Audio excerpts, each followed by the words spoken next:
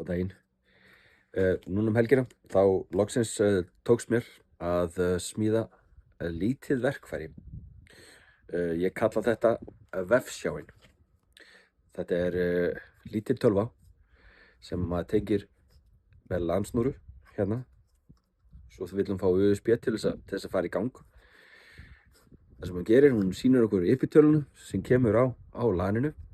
Svo smellum við á þann að takka hérna tvisvar. Þá fáum við rauninni ping inn á netið eða hún sendir sér merki inn á netið sem segir hvað fær mikið hraða, hvernig virkar netið, og út frá því þá get ég fundið út hvaða snúra er sem sagt hvort að snúra sé virki yfir höfuð og hvort að ráturinn sé að gefa græjunum sem að tengjast á snúruna merki. Venjulega þá myndi maður nota fartölvu fyrir svona, en þessi litla græja, hún er alltaf minni heldur en fartölva.